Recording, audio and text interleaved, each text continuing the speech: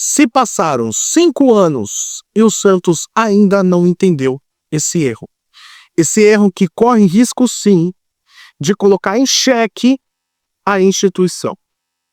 Vamos falar disso aqui nesse vídeo. Deixa o like, se inscreva no canal, ajude o nosso trabalho a crescer cada vez mais. Eu conto com você.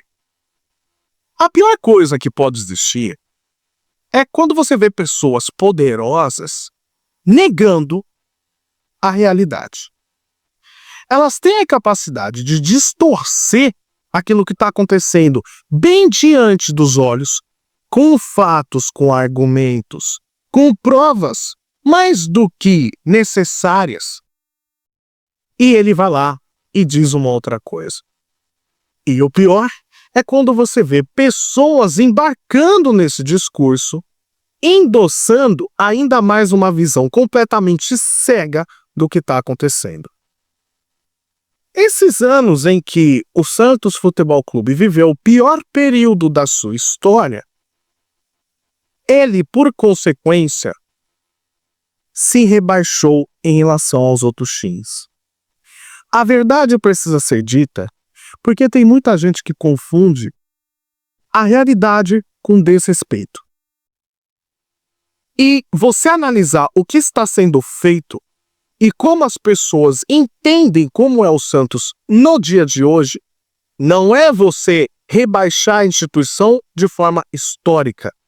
Todo mundo tem um entendimento do que é o Santos Futebol Clube, da história que esse time carrega, da importância que ele teve para a formação do futebol brasileiro e também do futebol mundial.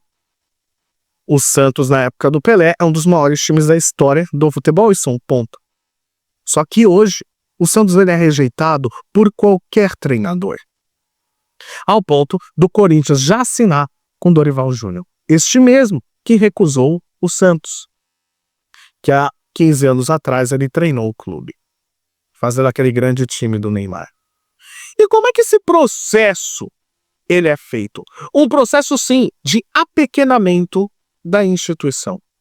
Não é de hoje que isso começou. Como eu disse, o Santos ele teve um período mais sombrio da sua história. Nesse período do Santos, em que ele foi principalmente comandado pelo senhor Andrés Rueda, o Santos ele teve 12 técnicos em 4 anos. Uma média de um técnico a cada 4 meses. E aqui eu pego principalmente esse período, não só pela forma que foi comandado pelo senhor Andrés Rueda, mas a gente também precisa comparar com clubes sólidos, como por exemplo o Palmeiras. O Palmeiras de lá para cá ele manteve seu treinador e ele não alterou. O Abel Ferreira se manteve do cargo desde então. O Santos ele teve 12 treinadores. 12 treinadores com perfis completamente diferentes. Nesse espaço de tempo você teve Cuca, Ariel Holan, Fernando Diniz, Fábio Carilli, Fabian Bustos, Lisca, Odair Helma, Paulo Turra, Diego Aguirre, Marcelo Fernandes, o Fábio Carilli de novo e o Pedro Caixinha. Você tem aqui perfis extremamente diversos. Você tem de um Carilli, que é conhecido por uma defesa, por ser um time completamente reativo e defensivo, e você tem do outro lado um Fernando Diniz com uma proposta de jogo muito propositiva, muito autoral, mas extremamente ofensiva. Ou seja, quem estava tentando ir atrás desses técnicos e fazer as suas contratações não tinha a menor ideia do que ele queria. Não tinha a menor ideia de conexão entre o DNA clube/time e elenco disponível. Porque não basta só você botar uma ideia. Tem que ver se aqueles jogadores estão aptos para conseguir executar aquilo que o técnico pede. E quando você avalia, a gente está aqui falando de história, o Santos ele tem algumas questões que ele precisa preservar, no ponto de vista, por exemplo, mais conservador. O Santos ele preserva o jogo ofensivo, o jogo bonito. O jogo aquele do joga bonito, sabe? Que é nítido do clube e do Brasil também. O Santos ele é uma escola de formar jogadores que driblam e propostas de jogo ofensivo. Dito isso, você contratar um técnico que vai ao encontro dessa filosofia que o clube carrega, gera um impacto muito negativo. O Santos e o Flamengo, eles são duas instituições, dois times que prezam pelo jogo ofensivo. Você precisa manter. Então, quando você traz, por exemplo, um Fernando Diniz, ele está dentro daquela ideia, por ser um jogo propositivo. Quando você traz um Odair Helma, um Fábio Carille, por exemplo, você não sabe o que você está fazendo. A tendência é que, por natureza, já gera uma rejeição entre a torcida e entre os próprios jogadores. Porque os próprios jogadores formados no CT e Pelé não estão acostumados com esse estilo de jogo mais reativo. Eles sobem para o profissional precisando fazer outra coisa e gera um choque. Mas quem está na gestão do Santos não consegue entender isso. Vale pelo nome e vale pelo resultado, que se mistura muito com a filosofia do técnico brasileiro, que joga por aquilo que não pelo que ele acredita, mas pelo que ele precisa fazer para não perder o emprego. E faz com que ele não desenvolva uma ideia de jogo que seja condizente com o trabalho que ele vai fazer no longo prazo. Ele precisa de um jogo mais reativo, porque se ele não vencer na próxima rodada, ele pode ser demitido. E isso é muito preocupante quando você tem um time com uma filosofia muito clara, como é o caso do Santos. Nesse período também, nós tivemos outros apontamentos que são extremamente preocupantes. O Santos, se você pegar o balanço financeiro e as receitas do Santos de 2021 até 2024, em 2021 o Santos ele teve um faturamento, uma receita, 406 milhões. Em 2022, 341 milhões. Em 2023, 407 milhões. Em 2024, 459 milhões. O que eu estou querendo dizer? O Santos em nenhum momento ele consegue uma renda superior a 500 milhões de reais. Se você for comparar com outros times, outras equipes, se você for pegar o mais extremo, que é o Flamengo, 1,2 bi. Corinthians, 1 bi. Palmeiras, 800. São Paulo, 800. O Santos ele não consegue chegar nem perto para conseguir competir com essas equipes. Com isso, você contrata menos jogadores, você tem menos disposição de conseguir competir futebolisticamente com os demais. E aqui que está também um outro grande erro. Porque no Brasil a gente tem muito essa mania de querer colocar os 12 grandes. Quando você fala de instituição camisa, são os 12 grandes. Mas como eu disse, você tem que analisar o momento. E o momento do Santos é que ele é hoje metade do que pode o Flamengo. O Santos não consegue fazer enfrentamento com o Flamengo. Ah, mas o peso, a tradição, a história, isso tudo é história. Vamos analisar dentro de campo.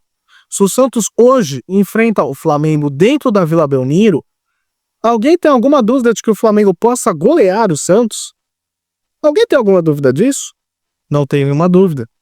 Alguém tem alguma dúvida de que o Palmeiras dentro da Vila Belmiro ele consegue ganhar do Santos? Ninguém tem dúvida. E o Palmeiras inclusive vai terminar o jogo com mais finalização, mais posses de bola. Alguém que tem alguma dúvida? Não tem nenhuma dúvida. A gente não está falando de igualdade entre instituições. A gente está falando de momento / realidade. E aceitar que você está atrás dos seus adversários não te torna um covarde. Te torna um entendedor da realidade para te fazer melhorar. Mas isso muita gente não quer entender. Está preso numa espécie de saudosismo. E aí você tem um comparativo que o diferencial do Santos é que, por mais que o time esteja em crise, ele consegue revelar jogadores que serão sua solução e que ele conseguirá fazer caixa no futuro com a venda desses atletas. E quando a gente vê nesses anos o que o Santos revelou e comparar com jogadores da década de 2000, por exemplo, é assombroso a diferença técnica. O Santos, ele revelou na década de 2000, para quem não lembra, Diego Ribas, Robinho, Elano, Alex, André Luiz, Wesley, André, Rafael, Alan Patrick, Felipe Anderson, Neymar e Ganso. Eu estou falando desses jogadores mais notáveis. Olha a qualidade desse time. Agora, olha a qualidade do time que foi revelado nesses 5 anos para cá. Wagner Leonardo, Sandri, Kaique, Ângelo, Marcos Leonardo, Lucas Braga, Vinícius Baliero. Olha a diferença de jogadores que a gente já revelou para esses de agora. Onde que está o problema? O Santos ele não está mais chegando em final de copinha, a não ser quando ele perdeu com o Palmeiras. O Santos ele tem problemas no seu CT, ele tem problemas na sua base. Como é que está funcionando o conceito da base hoje em dia? Será que ele segue a filosofia que já foi feita e que já foi estabelecida? Será que ele segue isso? Será que o Santos tem investimento para sua base hoje em dia? Porque longo prazo, pensamento longo prazo, de vamos colocar o menino para ele se ambientar no time titular, isso aí esquece, isso nunca aconteceu com o Santos. O Santos, na década de 2000, ele precisou subir o Diego Robinho porque ele não tinha dinheiro. Ele precisou usar esses jogadores para conseguir passar de fase no Campeonato Brasileiro de 2002, senão ele não conseguiria a classificação. O time foi lá, andou e conseguiu ser campeão brasileiro, ponto. Mas ele, historicamente, o Santos ele sobe jogadores porque ele não tem dinheiro. Porque ele tem o quê? Uma capacidade de investimento muito menores que os outros clubes. E aqui que tá. Se ficar preso no passado e não entender a realidade, não vai te fazer um futuro melhor. Que é entender que a Vila Belmiro já não tá dando mais. A Vila Belmiro dá uma capacidade de 500, 600 mil ali de renda por jogo. Enquanto o São Paulo, Palmeiras, o Corinthians, o próprio Flamengo, eles faturam mais de 1 milhão. O Santos fatura metade. Como você vai competir com esses times? Não consegue. O sócio torcedor hoje já é uma realidade imposta há muito tempo, cara. Faz mais de 10 anos que a história do sócio torcedor já pegou no Brasil. Por que o Santos não constrói um estádio aqui na capital? Por quê? Porque é pego no saudosismo. Porque se apega à Vila Belmiro. É um monumento histórico, ok? Você não precisa desmoronar a Vila Belmiro. Você pode criar um estádio aqui na capital. Por que não? Mas é o quê? A maior torcida do Santos está aqui em São Paulo.